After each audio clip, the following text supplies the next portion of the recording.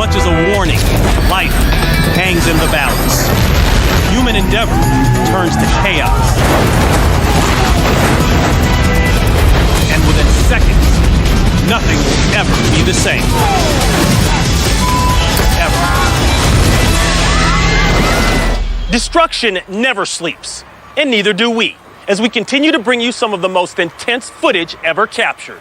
In Australia, a gas explosion so powerful it creates a fireball more than 650 feet in diameter. In Tornado Alley, USA, a massive twister bears down on a farm, then rips it to shreds. Think you've seen it all? Well, think again, as things get destroyed in seconds.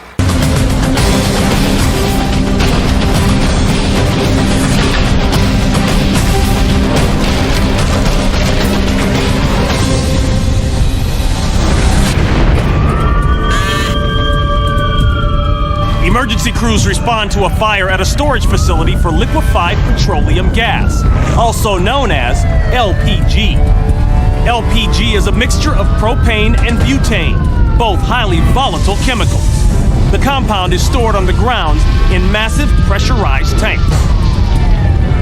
One of the tanks springs a leak and catches on fire. Now the intense heat from the flames threatens to turn it and several neighboring tanks into giant bombs. Authorities believe that the resulting blast could carve out a half-mile wide crater, obliterating nearby homes.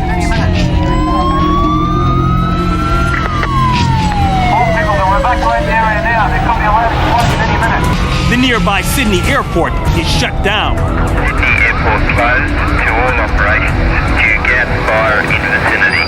An amateur cameraman trains his lens on the blaze, completely unprepared for what happens next.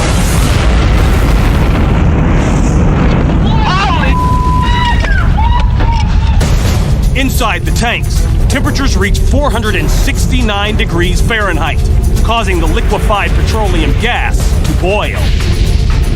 As the boiling liquid turns to gas and expands, the cylinder's 6-inch thick steel walls rupture, setting off a levee.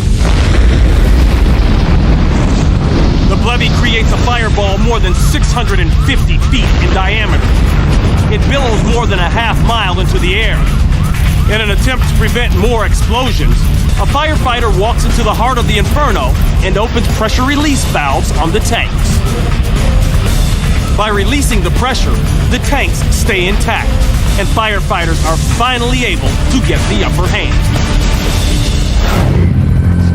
By daybreak, the fire is contained. 3 people are injured. A large swath of the plant is now a mass of twisted metal.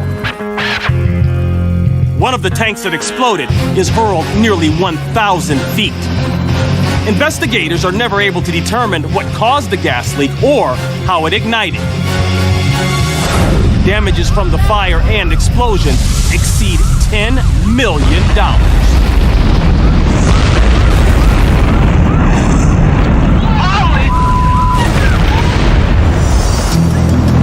A day of extreme weather in Tornado Alley, USA, has professional storm chasers scrambling. I love Kansas! Reed Timmer and his group are tracking super low pressure storm cells as they roll across the western part of the state.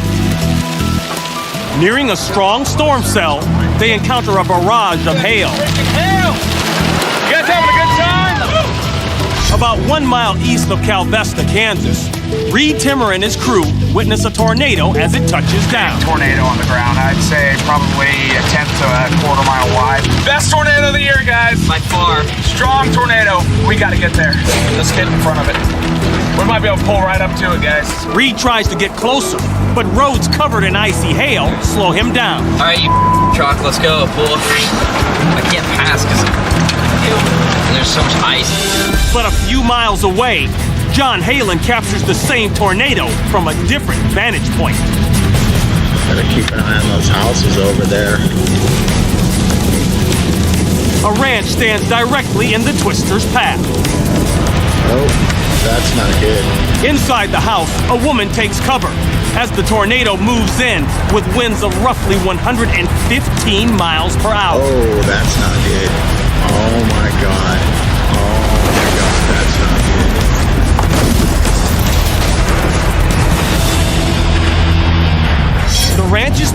four-story outbuilding is ripped apart,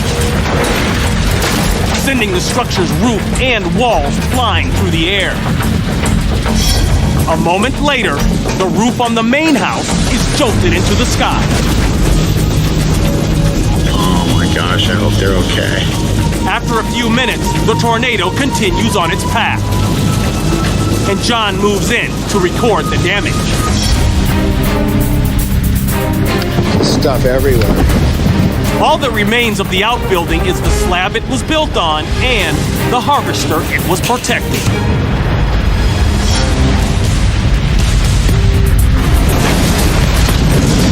The woman in the house is uninjured after taking shelter in the basement.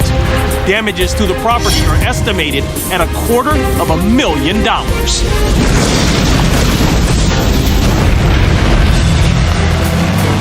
There's a reason why they're called ultralights. By definition, these small, nimble airplanes can't weigh more than 254 pounds.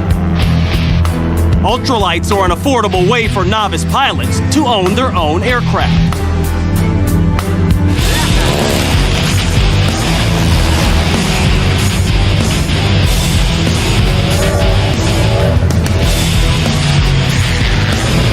Certified sport pilot Marty Lunsford takes off in his ultralight. On previous flights, Marty experienced minor issues with his engine not reaching full power. But on this day, these minor issues suddenly develop into a major problem. Marty can only brace himself as the plane crashes into a grove of trees, then slams into the ground. The ultralight lands pitched nose first on a patch of grass just off a paved road. Marty suffers a punctured lung and several broken bones, including his pelvis, 2 vertebrae, and rib. When Marty's friends retrieve the plane, they find the fuel valve in the off position, which would prevent fuel from entering the engine. But Marty says the ultralight would not have been able to idle for 10 minutes prior to takeoff if that were the case. The reason for the engine failure remains a mystery.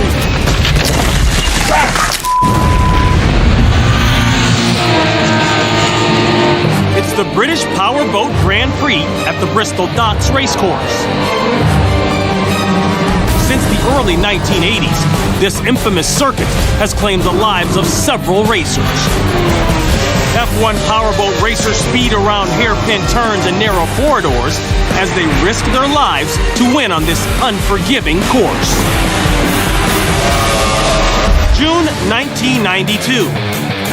Racer Guido Cappellini is competing in his brand new 300 horsepower dual-hulled craft. At the start of the race, Guido quickly takes the lead, but not for long.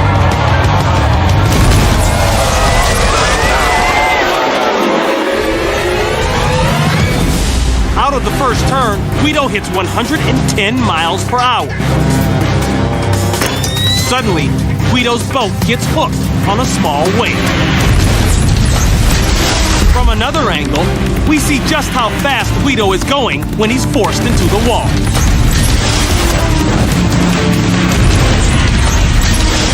A large piece of the boat breaks off and flies into the crowd. Spectators gather at the rail as rescue workers rush to help the fallen driver. A rescue boat arrives on scene. Guido is pulled aboard and examined for neck and back injuries. No one in the crowd is injured by the flying debris, but Guido's brand new $1 million boat is completely destroyed. Guido survives with only minor injuries. He not only returns to racing, he goes on to become a legend.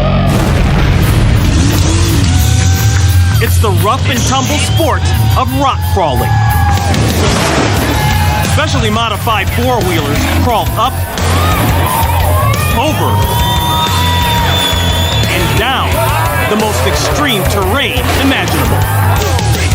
The United Rock Crawling Obstacle Challenge Hill Climb in Portland, Indiana. A rock crawler trying to tackle a steep incline flips over and lands right side up.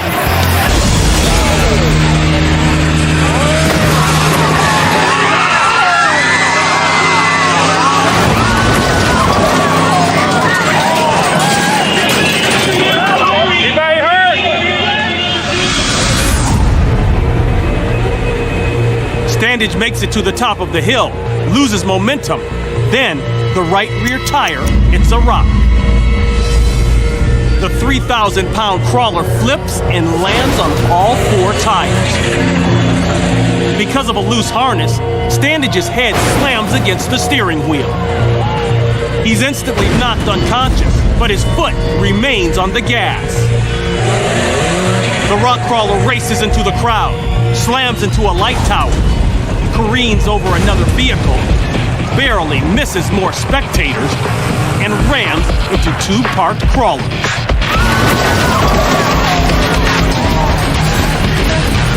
Standage immediately regains consciousness. Despite hitting his head, he's not injured. Luckily, neither is anyone in the crowd.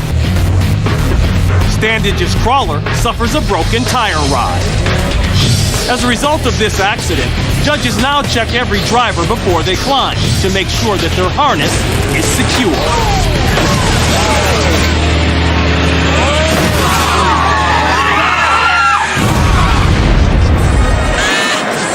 July 12, 2000. A crowd of around 7,000 gathers to watch a military show in honor of Tall Chile's 142nd anniversary. The show's finale highlights amphibious ships accompanied by 2 helicopters overhead. But before the ceremony ends, disaster strikes.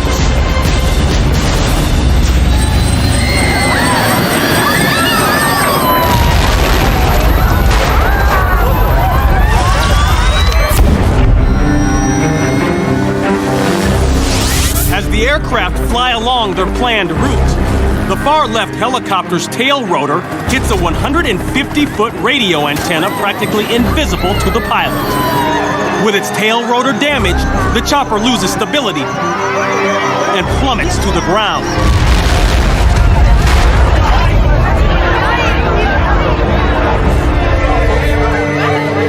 It hits 2 homes, then lands on a parked car in the street. Military personnel seal off the crash zone. Luckily, the car and both damaged houses are empty at the time of the crash. The helicopter's pilot and co-pilot suffer only minor injuries. The roughly $1 million Jet Ranger helicopter is completely destroyed.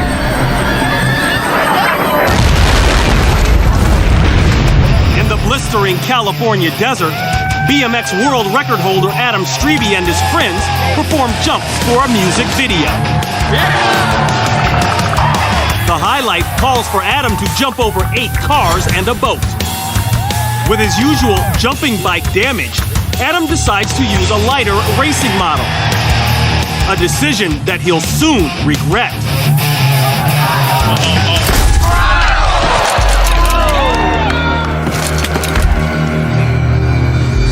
Bails out midair when he realizes he's going to overshoot the landing ramp. He lands feet first from 30 feet up and loses both shoes on impact. 2 factors contribute to the crash. A tailwind kicks in just before Adam takes off. And, due to damage, Adam isn't riding his usual jumping bike, but a much lighter racing model. I'm good. My ankle's screwed, though. In addition to spraining his ankle, Adam suffers 1 fracture to his leg and 8 more along his spine. He undergoes several surgeries and makes a full recovery. Adam's $800 bike is totaled, but this crash doesn't deter him. He later returns to the sport he loves.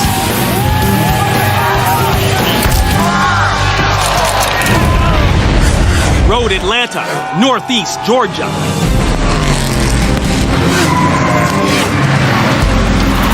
The dip is one of the most notorious turns in all of auto racing. Since the 1970s, hundreds of Formula One stock and Indy cars have fallen victim to the perilous turn number 10. Drivers come out of a sharp left turn over the crest of a hill, then must maneuver quickly right at speeds topping 150 miles per hour. Centrifugal force shifts weight displacement to the car's left side.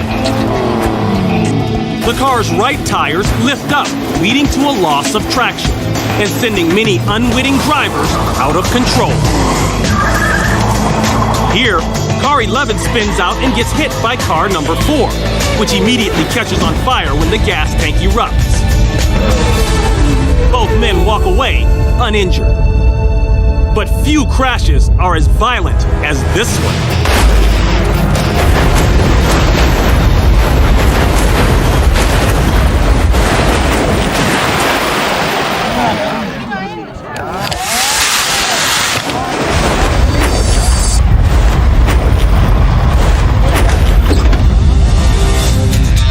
Veteran racer Randy Canfield comes out of the turn. He loses control, flipping his convertible 8 times. With each flip, his arms flail. Rescue crews rush to his aid. They secure Randy to a backboard and extract him from his car. Randy manages to survive the wreck with no injuries.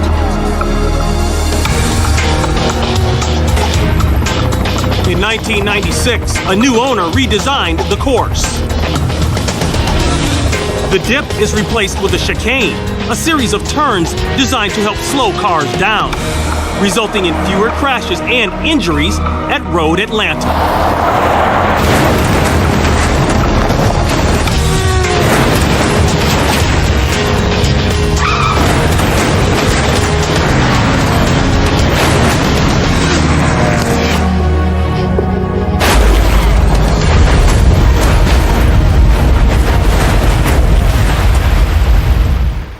I'm Ron Pitts. We'll see you next time on Destroyed in Seconds.